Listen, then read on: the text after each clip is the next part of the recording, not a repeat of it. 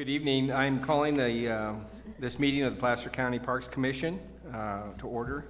We are located tonight at the Forest Hill Veterans Memorial Hall on Harrison Street in Forest Hill, California. You're welcome to be here. We do have some folks in the audience, but you can also participate by phone by calling 877-853-5247 or 888-78-0099. The webinar ID for those that are listening, 968-3086-9067. Please dial 9 to raise your hand for a public comment.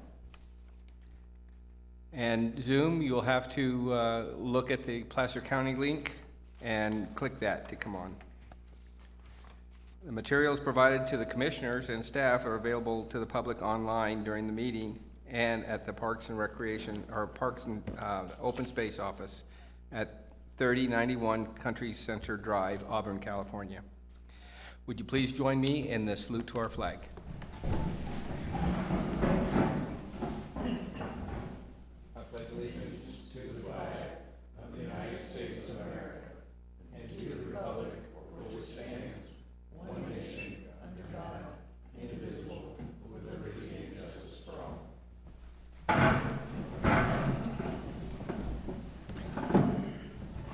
Thank you. I'd like to have a roll call, and if we can have the commissioners starting at my right. Ann Carpenter. Jeremy McCullum. Verge Anderson. David Tooker. And if we could have staff introduce themselves, starting with our park planner. Lisa Carnahan, Senior Parks Planner. Andy Fisher, Parks Administrator. Steve Gayfield, Director of Parks and Open Spaces. Casey Lyons, Senior Supervising Parks Grounds Worker. Has the commission reviewed the agenda for tonight? Mm-hmm. Yes. I'll move approval of the agenda as presented. I'll second. Okay, it's been moved and seconded. All in favor, signify by saying aye. Aye. Aye. Opposed? All right, we've got an agenda. We have the minutes for the March 17th meeting in front of you. Have you had a chance to review those? Are there any corrections? I move approval of the March 17th, 2022 minutes as presented. A second. Okay, and Sue seconds. All right, all in favor? Aye. Aye. Opposed? All right. The minutes are approved and ready for filing and posting. At this time, we'd like to open up the floor to public comment. During this item, the public may address the commission on items not on this agenda. This public comment period is limited to 15 minutes, so please limit your comments to 3 minutes per person. If comments cannot be heard in the 15-minute time limit, the public comment period will be taken up at the end of the regular meeting. The commission is not permitted to take any action on items addressed under this item. And with that, is there any public comment? Yes, ma'am, if you'll just state your name and what your comment is. Thank you. My name is Gail McCaffrey, and I just want to thank all of you for all of the work you've done throughout Placer County, but especially right here at Forest Hill. Our park is amazing. It's very beautiful. It's been a pleasure working with you. Thanks. Thank you. Any other? Is there anybody online? Okay. Seeing none, we will go to the report from the Parks Administrator. Andy? Thank you. First of all, I just wanted to thank those who made the tour and the dinner possible tonight, and they're still outside cleaning up. They should be in here shortly, but appreciate the work that our staff put into that. Secondly, I want to formally introduce our new Director of Parks and Open Space, Steve Gayfield. Steve's been with us for just about, 5 weeks now? Yep. And I know you all had a chance to meet Steve on our tour and in other venues, but just to formally welcome Steve through the Park Commission announcements here. It has been great working with Steve so far. I think very like-minded with us, going to be proactive, and just really appreciate Steve already. Fits in very, very well with us, and so welcome. Thank you. I am excited to be here. I'm excited to work with everybody and move us forward, so. Good deal. Next thing I wanted to cover was the Park and Trail Master Plan, that you have copies of the final in front of you. We will be taking this to the board for approval next Tuesday. It's a timed item. It'll be 3 o'clock in the afternoon, where the board will hear approval of this plan. So if any of you are able to be there online or in person, 2 or 3? at 3 o'clock, it's a timed item, so it will not be before 3 o'clock in the afternoon next Tuesday, May 24th. And we are excited. I know your commission has been with us through this process that began in late 2016, and has included over 50 public meetings, and your commission has heard it formally twice. And most recently, I believe, was January, if I recall, that your commission recommended approval to the board. So we've been working on edits since then, and wanted Steve to be here, since he was coming on that quickly, to be here for the adoption. So that's the reason for the timing. We'll be at the board next week. Did want to report on a couple of projects that we just noted in your minutes that you recommended funding for back in your March meeting. One of them was or previously to that, I'll start with McMichael Field, $150,000 in funding from the Granite Bay Area park dedication fee account to renovate McMichael Field at Feist Park in Granite Bay. The project has been approved and it's almost done. They'll be laying out sod this week and next week. So the irrigation's done, the grading's done. Our folks down there, led by our supervisor, Jeff Baggett, have done a great job. It'll be more playable, it'll be a larger field, it will be hybrid Bermuda, and save a lot of water down there. They've also taken out a lot of the turf that's not used. So excited about how fast that came about. We still have yet to take the request for $150,000 for the Newcastle Elementary School field improvements. That'll be going to the board at some time, probably in the next month or two. We did run into a little, kind of some complications over how to accomplish the project and what has to be bid and what does not. So we're working with the school district. We had hoped to build the project in the spring. It will now be a fall build. And depending on what the requirements are for bidding and so forth, it may take some additional amount of funding out of the OFER Newcastle Park Dedication Fee account. We'll keep you posted on how that pans out, but still a great project, still an efficient project. School's on board with us. We just need to iron out a few technical details. And we're confident at this point that we'll be able to work on it this fall and have it ready for next year. And then park dedication fee request for the 24-acre park that your commission recommended, $445,000 in approval. That will also go to the board next Tuesday as well. And that's a department item, so we don't have a time for it, but that'll go to the board next Tuesday. Finally, the Martis Valley Trail that we've been working on for over a decade is just about complete between the town of Truckee and North Star Drive. It's been a combined effort with Placer County Parks, Placer County Engineering in Tahoe, and the North Star Community Service District. And we do expect to have a ribbon cutting with the Corps of Engineers. It goes across some of their property. And everybody that's made it possible, including Congressman McClintock, who stepped into the process on our behalf, probably in late July. It may coincide with your July meeting, I don't know, or it may be a separate grand opening, but we'll keep you posted on that and make sure that all of you are invited, because we're excited to have that completed. And that concludes the Parks Administrator report. Thank you. Let's move on to Park Dedication Fee Fund and Analysis Report. Sounds like you kind of gave us an update on that, eh? I do have a few other notes. Do you all have a copy in front of you of the report? And I do have some landscape ones if the writing is small. But I wanted to point out a few things. Dina is not, our administrative and fiscal officer is not here tonight, feeling a little under the weather, but she's been doing some great work. We've been going through each of the accounts, making sure that everything is trued up. One of the things in the past, that the column got kind of complicated for how much of those funds were committed versus moved into the project accounts, because in past years, we had to keep as much money in the park dedication fee accounts to gain interest, because we didn't have a capital projects account. So if we moved it into a project, we wouldn't benefit from the interest. And some of these, multi-million-dollar accounts, that can be significant. But the downside of that was the accounting. So we would approve the money, but not actually move it, maybe for several years.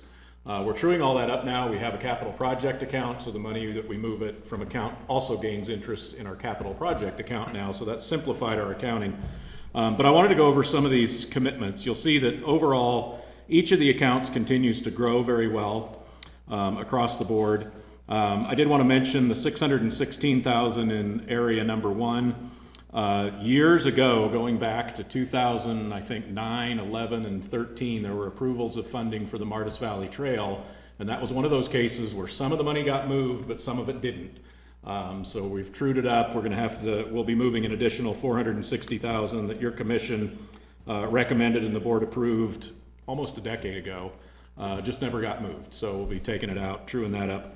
Also, we got a lump sum payment from a low-income housing development in Truckee that's also obligated to build trailhead parking to serve the Martis Valley Trail. And when they do that, $156,000 of the fees they paid would be reimbursable. So we're considering that a commitment. We want to earmark it so we don't spend it twice, because they very well could come back and get that when they provide the parking. You'll see on here a couple of these requests I just mentioned. In Meta Vista, the pending request for the 24-acre park, $445,000. In Ophir Newcastle area, the $150,000. And there's also been, we'll be moving it shortly, but there's also been $100,000 appropriated to the Griffith Quarry project that was never moved. Also, finally, I just wanted to draw attention to the area number 13, Dry Creek West Placer. You'll see a healthy amount of money in there. You'll be seeing more about this as a request forthcoming. But most of that we've had in mind for the money in that account is to pay for the final phase of development for Dry Creek Park. But we're also combining that. We're looking at a project, kind of a combined project, to build trailhead parking off of Cucriolo Road, so people have point-to-point shuttle opportunity or another opportunity for trailhead parking on the Class 1 trail off of Cucriolo Road. We believe there's enough funding to do all of that. So we'll be hearing more about that as we develop it. Okay. And with that, I'll turn it back for any questions. Any questions from the commission? Okay, seeing as there are no questions, are there any questions from the audience for the administrator? All right. At this time, there are no action items. We will move on to line item 9, information items, and a report on vegetation management program by our staff. I'll just introduce Casey real quick. Casey has really taken just a proactive leadership role in our vegetation management program, because it's expanded way beyond just our parks. And the county has taken on a role in defensible space, wildfire risk reduction, vegetation management in about 135 parcels that the county owns throughout Placer County. So we want to give you an update on that. It's become a very significant part of how we do business and where our resources go. So with that, I'll turn it over to Casey. All right, thanks, Andy. Is there an opportunity to hand this to the board members? I believe there should be one copy for each.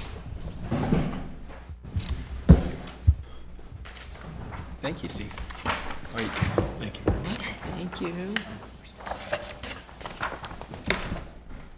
So that's a list of the properties Andy just mentioned that we've identified that need field work, and I'll touch on that in my slide presentation here. So you'll see, to start with, you see that that's Todd Valley up here in Forest Hill, the photo there. Our EIO officer took that with his drone. Takes amazing shots, so that's a pretty cool shot of the project we did up here last year. Todd Valley Pond Park. Todd Valley Pond, yeah, just down the street. So I'd like to share some information with you regarding our fuel load reduction plan. Out of the over 400 parcels we've identified, 143 that need some sort of fuel work. So there's over 400 parcels that the county has identified as being our responsibility to maintain. And 143 of those need some sort of field work. Some of that could be goat grazing or mechanical means. Our plan is to accomplish this over the next 3 years using nearly $3 million our Board of Supervisors has allocated for us at $1 million per year. This year so far, we've used over $300,000 and have plans to use another $500,000, as you'll see in the following slides. So in this presentation, I'll show you our vegetation management plan, the scope of work that I use to, for the solicitations with procurement to hire the contractors. We use a list, it's a qualified list of 7 different vendors that we can hire to do work for us. And examples of projects that we've already accomplished this year, plans for the future, and finally we'll touch on the groups that we've been working with. I'd also like to mention that we're working with procurement to purchase new equipment with portions of the fuels money. Some of the equipment we've been looking at include a new excavator with attachments, such as a mulching head and shear. So there's a lot of new equipment out there that is being used in the industry. So this is an example of a piece of that equipment. That's an excavator with a shear head on it. And I'm gonna try to play this, Jeremy. There it goes. There is no sound with this, but you can see how that shears trees, vegetation, bushes, and they'll stack them up like that, and next a chipper can come along and chip that, or you can use a mulching head on that piece of equipment that will also mulch that material up. Really good for the forest. It mulches the material's not leaving the site, so you got really good forest health practices. And just an ease of maintenance. So we're actually looking at purchasing a piece of that equipment like that we can use in-house. And really to maintain the properties that we're hiring the contractors to come through and clean them up. And then for the years to come, we can come through and just maintain the properties. That's kind of our goal. So here, this is an example. This is a vegetation management work that we're going to be doing. It's hard to probably read on the screen up there, but basically this is showing how we do in the mechanical means, and we also use goat and sheep grazing. So there's a total of $506,000 spent. 174,000 of that is with goat and sheep grazing, and then 317,000 has been with mechanical means. So the areas that we've done is the Dry Creek, Cookriolo area, Doyle Ranch side down Dry Creek. I believe you guys got to visit that park maybe during your last meeting. Couple smaller areas, Barton Road and Mount Vernon. We had a couple smaller areas that were 3.5 acres. The other one was 1.9 acres. So some of the larger areas are like the Doyle Ranch was 25 acres. We've got Miners Ravine Park, which was 18 acres. So the scope of work that we use is basically what we use for the guidelines for the contractors that we hire. So they provide forest fuel load reduction services, including but not limited to tree trimming, small tree 8-inch diameter at breast height, DBH or smaller, removal to provide forest tree spacing, limbing, branches up to 10 feet from the ground to reduce ladder fuels, chipping, mastication, expand field breaks, establish new ones, thin tree stands creating 6 to 10 foot spacing of trees, limb up ladder fuels on mature trees, broadcast chips. Like I said, we're not removing material from the site, so the chips would be broadcasted. We don't want the chips to be at depth of greater than 3 to 4 inches. That's all for best forest health practices. And then, thinning out brush. So, and typically some standing or lying dead would be left for habitat. Amount to be discussed and agreed upon between county representative and contractor. So every site that we work on really has unique aspects to it. So it's hard to have generic, this is basically the generic scope that we start with, and then we go to each site, and we have different groups that I'll touch on here in a minute that help us and advise us on how to best treat the property. So this is an example of the Griffith Quarry site that we finished just a month ago. And this project was completed in Penryn. It's 25 acres and at a cost of $87,500. So we had community groups and museum folks there at the Griffith Quarry, Board of Supervisors. Lisa was there on the tour, and everybody seemed to be very pleased with the project. So we've been having a really positive community outlook on a lot of this work. That's just one of the sections of the 25 acres, but it really turns out nice. This is an example of when I'm working with procurement, like I mentioned, the qualified list. So in the last batch of properties that we did, there was 4 different firms that bid on those projects. And you can see a real variation in the cost. So, you know, obviously we're trying to get the lowest cost and doing our due diligence to try to spend the money as wisely as possible. There's a very wide range of costs that will come in. And it has to do with how busy firms are, and everything's getting more expensive these days, so. Next, so these are areas, I just want to touch on real quick the areas that we're planning on working on next. And this is, you know, we're probably going to have a gap here for fire season where we're not going to do a whole lot of heavy work, but we'll definitely jump into the fall and have sites scheduled out to do work. So you really have these, it's seasonal. And so we got the Dutch Flat Cemetery just came on as is our responsibility. That's going to be a unique project. It's a 1.7 acre project. We have the Cisco Grove Park, which is 8 acres.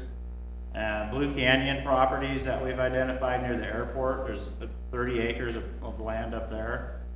Los Logos Parkway, the Chandler property in Granite Bay is right next to the Granite Bay Park. It's surrounded by wetland.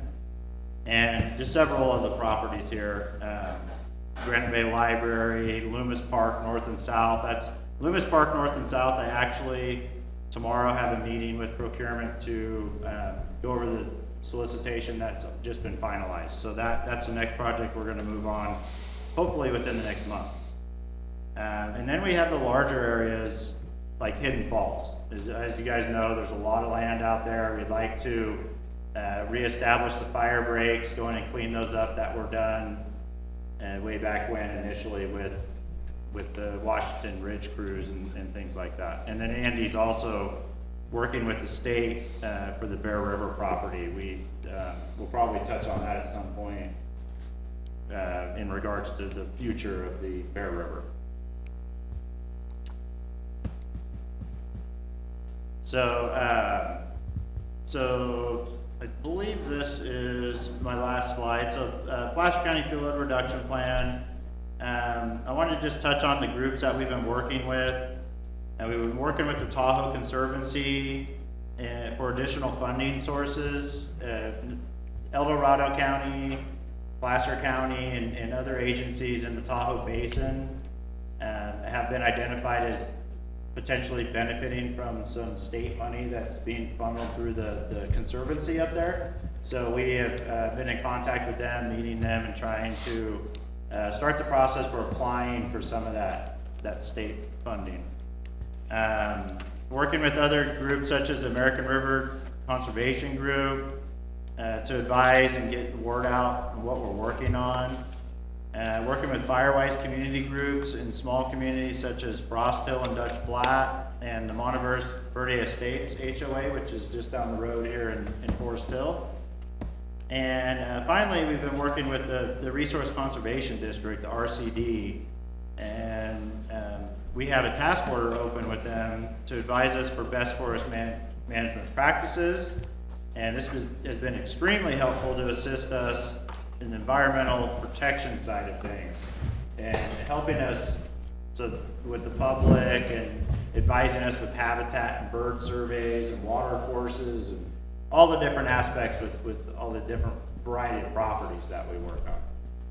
So that concludes my presentation, and I believe Andy might want to touch on the RCD aspect of it, and then we also have a member of the RCD here that's going to talk to us a little bit more about that. I would like to introduce RCD, but to wrap this up, we'll turn it back to the chair, see if there's any questions from you or the public on this item. Thank you. Thank you, Andy. Thank you, Casey. Any questions or comments from?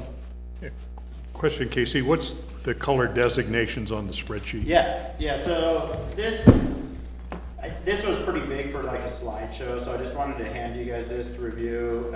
Basically, what I was trying to do is organize it to map out when we're gonna be working on what. So it's been changing because time is allowed a certain amount of work. But the plan was we have 3 years that we're trying to accomplish all of this work. And we wanted to try to split that up with spring, fall packages of properties. So as you can see on the first page here is there's 50 sites just in the Tahoe Basin. So almost half of the sites, or it's a 1/3, are in the Tahoe Basin.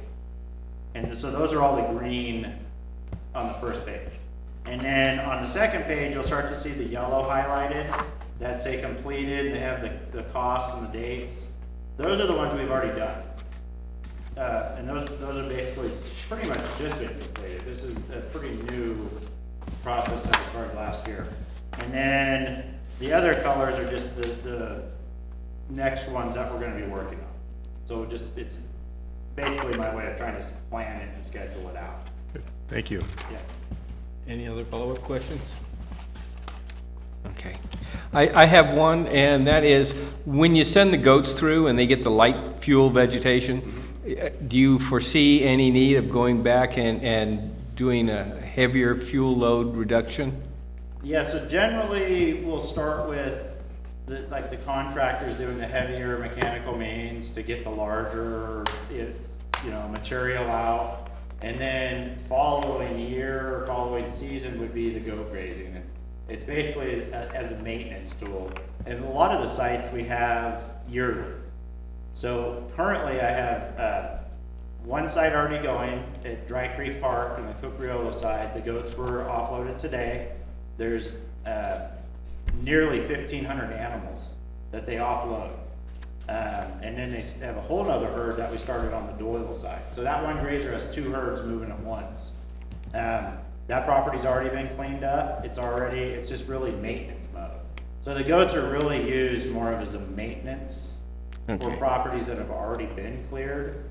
And then we have another site, it's our Twilight Ranch, that's gonna start tomorrow. Okay. So then we can assume any of them that have goats on right now, last year or in previous years, the heavy fuel was taken out. Basically, yes. Okay. Yeah. Thank you, Casey. Yeah. All right. At this point, another question. Okay, thank you. Out of curiosity, that big piece of machinery, Yeah. you have a dollar amount for something like that? Oh, good question. So the actual piece of the excavator, we've been acquiring bids for it, so it's been about 140 to 160, 140,000, 160,000. With the attachments, we're looking at an investment of 220,000 possibly. Not less than that. By next week, it'll be 240. Yeah. Following it's week, it'll be going up. 260. Been going up a lot. There are some, different attachments that are more expensive, different things you can do with it. The piece that we're looking at is really common in the industry. There's a couple vendors actually up here on the hill that have the same piece of equipment. That's really what I've been studying, is how the vendors that I work with do the work, and how we could potentially accomplish a lot of that in-house. And it's industry standard type stuff. Yeah. And where does that money come out? Well, that's what we're hoping to use, portions of the fuel load money that the board has set aside for us. you know, lining out these projects and working through each one of these projects has been a time-consuming process, so, we're, you know, looking to try to use the money the best way we can that's, you know, been allocated to us. Well, it seems like it'll save a lot of man hours. Yes. A lot. The equipment compared to using hand crews is night and day. Yeah, it's a big difference. It would be really good for us to have, I think in our inventory, to be able to send, you know, a couple guys out on a piece of equipment like that and be able to really maintain properties.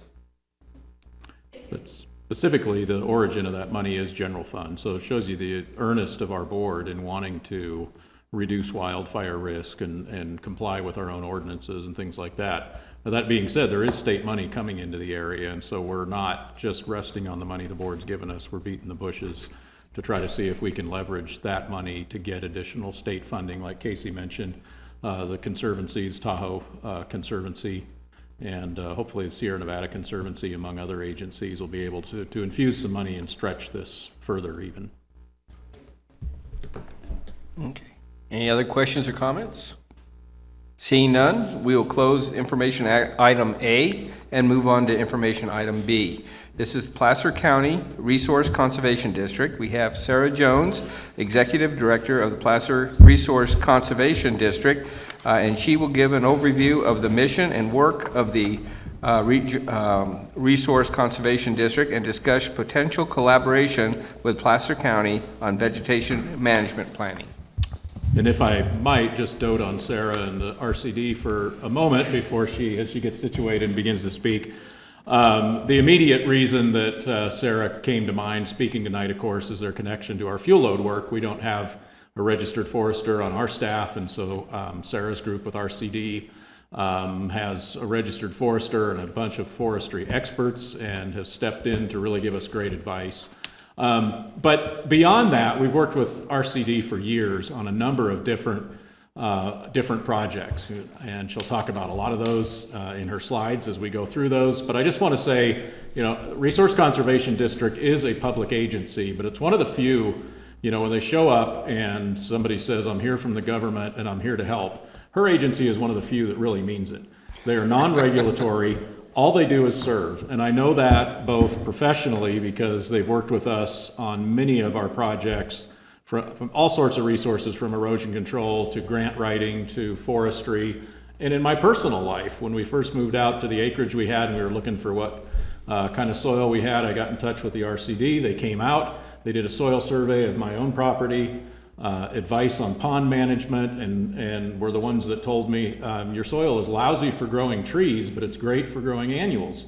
And consequently, we have a very successful community garden with melons and tomatoes and all kinds of things, largely because RCD will do that work for you. That's just part of the service they provide. So very grateful that Sarah was willing to come up.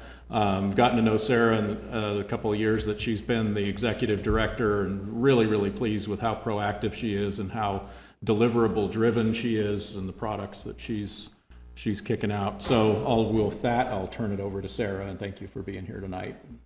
Welcome, Thanks Sarah. to the Park Commission for the opportunity to present, and thanks to the Parks and Open Space Department as well. I am Sarah Jones, the Executive Director of the Placer County Resource Conservation District. And I apologize because the PowerPoint has a mind of its own, so we'll see how it goes. So the Placer County RCD is a special district of the state of California. Our district covers all of Placer County except for the portion that falls in the Tahoe Basin, which is under the jurisdiction of the Tahoe RCD. We have been in existence since 1947, so this is our 75th year anniversary. We're really proud of the work that we've done in the past. I'm here to share some of the projects that we're currently working on with you tonight. Our mission is to advance the sustainable management of natural resources in Placer County among private landowners, local organizations, and public agencies through action, education, and outreach. One of our big focus areas right now is forestry and fuels reduction. As you all know, the threat is high here in Placer County, especially in the foothills in these buoy areas, just like Forest Hill. So we are working on a few large-scale fuel breaks. One of the largest ones is the North Fork American River Shaded Fuel Break. And in 2019, this project was designated as a special project in the state by Governor Newsom. We were able to complete about 800 acres on that project. in Phase 1, and that's just east of Colfax, and that was sort of north of Colfax. And then recently, we were awarded $4.7 million from CAL FIRE to complete Phase 2, and we should be on the ground implementing that project this fall, and that's for another 850 acres. And as you know, this area is, it's a area that has assets at risk because of its proximity to the I-80 corridor, so it's a very important strategic fuel break.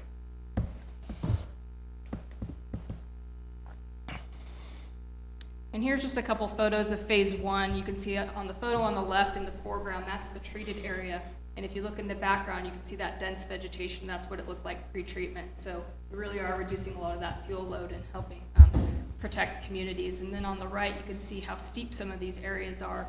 And a lot of our shaded fuel breaks happen on these steeper areas.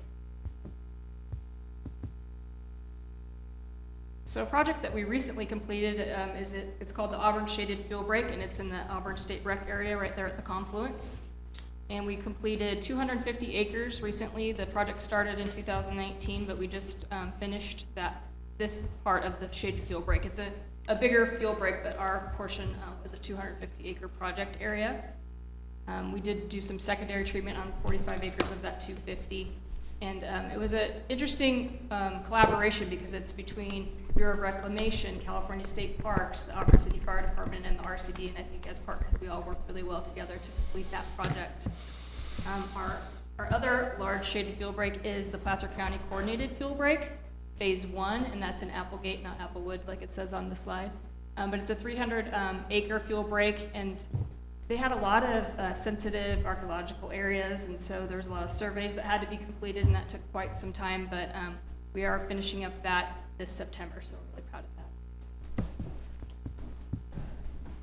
One of our longest ongoing programs in partnership with Placer County is the Placer County Chipper Program. It's gone through a few iterations, but as you know, in 2020, everyone's world's changed, and so it did impact some of our operations. We did lose access to the inmate crews that were traditionally running on our chipper crews. And so we had to sort of revamp the program, and then we decided to hire a 4-person in-house crew. And we were just so far behind. We had probably over 350 folks on the wait list, and with a 4-person crew, we just couldn't keep up. So actually Placer County stepped in, and we partnered with them to work with them with their alternative sentencing program through their probation department. And so now we have up to 4 crews running per day, and we've really increased the capacity of that program through that partnership. And the newest iteration is that we will be offering an online request and payment service on our website. So folks can request service online, they can also pay online. It is an $80 an hour cost share fee. Sarah, is that incorporated cities, unincorporated county? What's the boundary of where you serve with the It's chipper our whole program? district, which is everything but except for what falls within the Tahoe Basin. Okay. So yeah, we cover all of Placer County, so we're down in Granite Bay, we're up in Truckee. So we have a lot of requests. It's a very popular program, so we hope that it keeps When do going. you think that you're gonna catch up? Because I know the piles on my street are. So we're getting there. We just hired a 4th crew lead, so we're able to take on a 4th crew, and then we just got some assistance from the California Conservation Corps, so we added an additional crew. So with the probation program, it just varies. We don't know how many people we're gonna get per day, and these aren't a trained crew, these are everyday folks. And so some days we get 2 people on the probation side, sometimes we get 15. So we have to be able to scale it on a daily basis, and so it's sort of hard to say exactly how many jobs we're gonna get done. And additionally, we don't know how big the jobs are gonna be when we show, until we show up. And because of the storm damage that happened in December and early January, our wait list was down to 9 people. We were almost worried that we were gonna run out of work. And then that storm hit, and as people started cleaning up their properties, the wait list goes back up. So it just varies seasonally. Usually January and February would be the slow time of year for us, and that was not the case at all. Are you So, going by when they put in the request? yes, yeah. So what we hope is the wait goes down with the additional crew, and right now the wait's about 8 weeks. So we're hoping that decreases as we have more capacity. So landowner technical assistance. This is what kind of makes us unique, like Andy said, is that we're able to visit private landowners and help them with a variety of natural resource issues. We do have several programs right now. One, we actually help backyard gardeners, veggie gardeners. So if you're having issues with your veggie garden, we'll come out and visit, even if it's a balcony garden, and give you technical assistance, like my tomatoes aren't, they're getting eaten by some kind of bug, I don't know what it is, or I'm having problems with my soil. So just give us a call, we'll come out and help you with that. And then we do also offer landowner technical assistance for larger scale ag producers in Placer County. We've got a forestry and tree mortality program if you have dead or dying trees on your property. And then we basically help you apply for funding through NRCS. So folks can get that technical assistance, like get a conservation plan, and then we help them apply for funding to help pay for the implementation. And this year, a new program we have is the CDFA Healthy Soils Program, and that's just more technical assistance and basically opportunities for funding to implement those practices.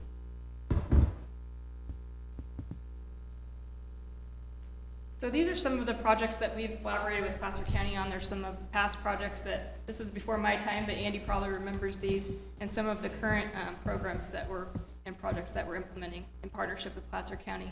So in the past, the RCD, our former executive director, helped author the 2007 Hidden Falls Regional Park Vegetation, Fuels, and Range Management Plan. We also worked on the North Fork American River Trail Project, Hidden Falls and Olympic Valley Vegetation Management, Water Pollution Prevention and Grant Writing, Riparian Restoration Planning, and Hidden Falls Ranch Restoration. And then currently, our partnerships with Placer County include the CHIPPR program, as we talked about. We just helped with the update on the Placer County Community Wildfire Protection Plan. We have a cooperative agreement. We do stormwater consulting services, and we actually work with Placer County in hosting the Ag Tour, which is an annual event. It's coming up on June 8th, so hopefully you can check that out. And then, as I think Casey was talking about, the Hidden Falls Regional Park and Trails expansion properties, we're going to be doing some vegetation management planning along with the park staff. And so we do have an RPF on staff, as Andy mentioned, that's going to be working on that project along with Jerry Rio. He's a forester that's been working in Placer County for over 30 years. And also instrumental as a volunteer on our pool board for running our Dutch Flat pool, so lots of connections. And then more recently, some of the vegetation management work at Doyle Ranch and Dry Creek Park open space is some of the vegetation management work that we're doing with Casey. But in addition to that, we were able to get a grant from Xerces, and we got funding for a 1,200-foot hedgerow pollinator habitat project. And so county parks installed the plants and the irrigation, and then we came out and helped install some of the plants. And then there was a volunteer opportunity this last Earth Day, and some of the folks came out and helped weed the hedgerow and maintain it. So when that matures, it's going to be a great aesthetically pleasing project, as well as offering habitat for pollinators. So that's a pretty cool project. And we're actually applying for more funding from Xerces to hopefully expand some of those hedgerows in Doyle Ranch Park and Dry Creek Parkway. So in addition to all the things that I've talked about, we have a few other programs and projects. We do red Sesbania invasive weed removal in the Dry Creek watershed. That's an annual project that we partner with Safeco with, the Sacramento Area Flood Control Agency. We have a prescribed burning on private lands pilot program. It's kind of a mouthful. And then, like I said, the Xerces pollinator hedgerow projects, including the one at Dry Creek Parkway. We do Atwood Preserve monitoring and reporting, and that's sort of a little 10-acre preserve right in the middle of Auburn. It's pretty cool. If you want to check that out sometime. And then we do a lot of education and outreach, the Ag Tour, the Auburn Home Show. I was just up here 2 weeks ago at their wildfire preparedness event. And then we've got a new agency website launching this summer, so that's pretty exciting. And we hope to continue building our partnerships and collaboration with our stakeholders, as well as with Placer County and the Parks Department. So with that, does anyone have any questions? Commission, any questions? Do you have contact information? I do, right there's my email on that slide. Oops. But I can give you a card as well. I brought my cards. And then I did bring our most recent annual report, so I'll leave some on the table for you guys. Thank you. I have one question. Sure. Sorry. Go ahead. You guys are never like that. The Auburn burn, I don't know how to say it for Auburn. Where you are doing a burn. Fire break. Fire, thank you. Or the Auburn Shaded Fuel Break? Was that anywhere near where the fire was? Yes, it was just south of the fire. Yeah. But our project area did extend into where the burn happened, which was right by the bridge. So that just kind of added a little. You know, luckily it didn't get, I mean, our project didn't stop the fire, it just happened to be pretty much adjacent to our project area. Yeah. That's the same with the Applegate fire break you mentioned. Is that where the Applegate fire reached the canyon? I'm not sure exactly. In Applegate on the American River Canyon, though, probably, Yeah. right? For the fire you're talking about, it was the bridge fire, is that correct? Right. Yeah. Oh, the bridge, yeah. Yeah, I'm not familiar, I'm not sure what the boundary is in compared to our field break. The on that one. Atwood Preserve, where's that at? It's right off of Atwood Road. Is it? Owned by It's in a Auburn little Rec District, neighborhood. it's the pond. The pond across Atwood from our campus. Oh, really? Yeah, so we have we hold the conservation easement for that. Sarah, thank you very much. Thank you. Appreciate your report. We're going to go on to item C, the Dutch Flat Pool improvements. Park and open space staff to give a report on the improvement plans for a new restroom at the Dutch Flat Pool. That would be me. Let's see here. Excuse me. So if you have not been to the Dutch Flat Pool yet, you are missing out. It is the most unique pool that I have ever been to in my entire life, and I've been to a lot of pools. It was constructed in 1936 from an old hydraulic mining pit. And that's what gives it that unusual shape. And it's just a joy to behold. In 1951, the Dutch Flat Swimming Pool Corporation Committee was formed, and then in 1962, so it opened in 36, and then in 1962 was when they started the water filtration system. So in between that time, what they did was they would just wait a couple weeks till, I guess, the pool got a little slimy, and then they would dump it, they would clean it out, and refill it with new ditch water. So the water treatment facility that was put in was a big boon. Then in the early 70s, the pool board contracted with the county to start doing the operations. So the pool committee owns it, and Placer County operates it. And so we've been operating it since the early 70s, and we've got a new lease in place to operate it through 2048 at this point in time, and it'll probably continue. This is what we're gonna be doing out there is we are, through the Prop 68 grants that we've applied for, we're going to, you can't see it real well, but let's see if I can get the pointer to work. Well, it's not gonna show up, but where you see that building in the back of the pool, that's the equipment building. To the left of that is a very old, thank you, much better. Yes, please. 1950s, oh. I was trying to push I don't have the right glasses on. So the old pool restroom is back here, and they're going to replace it with a 2-stall on each side, ADA compliant restroom. So you can see that they have volleyball. This place has picnic area back here. They have an annual, the pool board does a fundraiser once a year. They have a big old picnic up there. So if you do get a chance to go up and swim, it is not heated, so you might want to wait a month or two unless you're very, very courageous. The folks in Dutch Flat, they do pay into a county service area number 9 up there, so they pay the people that where they have their homes or there's an improvement on the property, they pay a whopping $25 a year, and then unimproved lots pay $8 a year.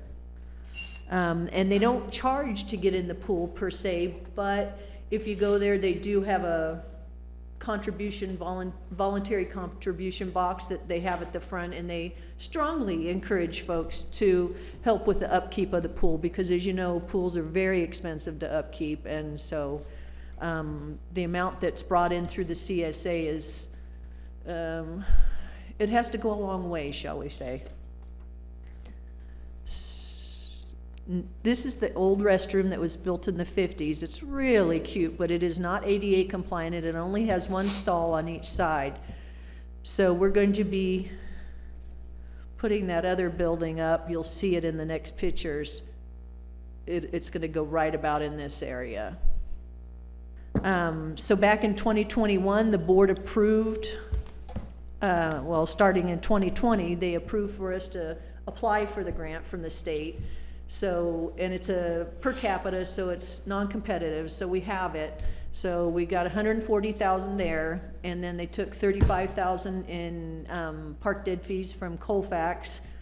And we went out to bid with 175,000, thinking it's just a bathroom, that's plenty of money, and the bids came in way over that, so we had to rebid and came back.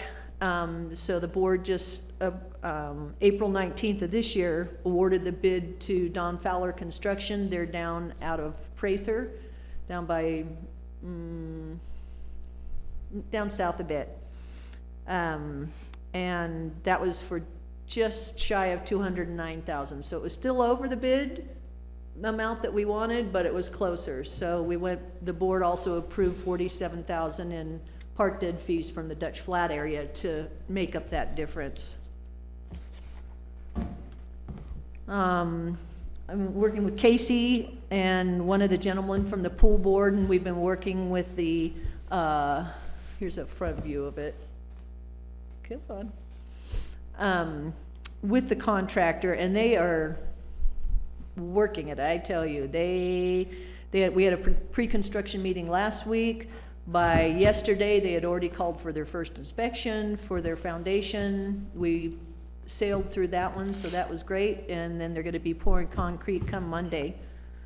And then they're due to be done in June. So, and the pool summer goes from generally Memorial Day through September, or Labor Day, yeah.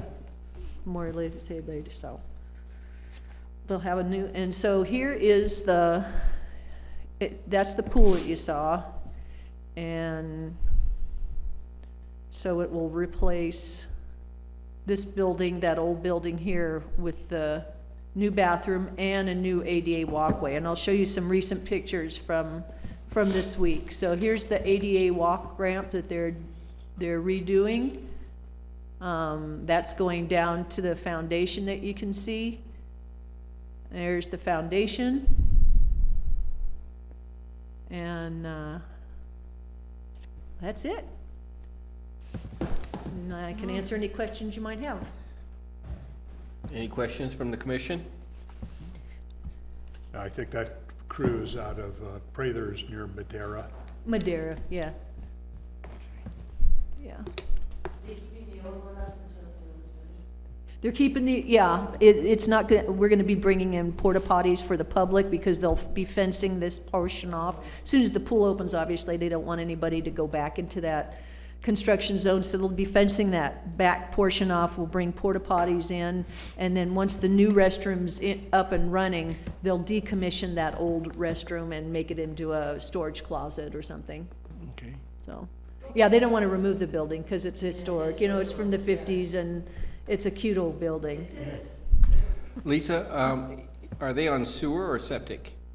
Septic. Septic, okay. So they've got a leach line that goes in the back of that equipment building that I showed you. It runs the length and then kind of cuts the corner and goes around, so. All right, well, thank you. And so they're tying into that existing septic tank. Last time I built a two-stall restroom on site was $250,000. Yeah, and that was a few years ago, Wow. but it had 2 stalls on each side, is the only difference. Yeah, yeah, this is gonna be 2 stalls each side. Okay, well, a lot better deal than we got. So. Well, that's good, because we didn't expect it to be so much. We were going to be going with a, you know, plunk-in-place one, but they wanted a custom-built one. So this is where we're at. Yeah, well, good job, good job. Thank you. All right. At this time, I'd like to open it up for commissioner comments. Thank you very much for today. I really enjoyed it. Thanks for the meal, the tour. Always enjoy getting out and, seeing what's in the county. And this was a new experience for me today, and it was a lot of fun. So thank you. Thank you for the loan of the glasses. Anytime. I would have been lost otherwise. Yeah, as always, we appreciate your preparation and everything. It's awesome. You guys do a great job, so thank you.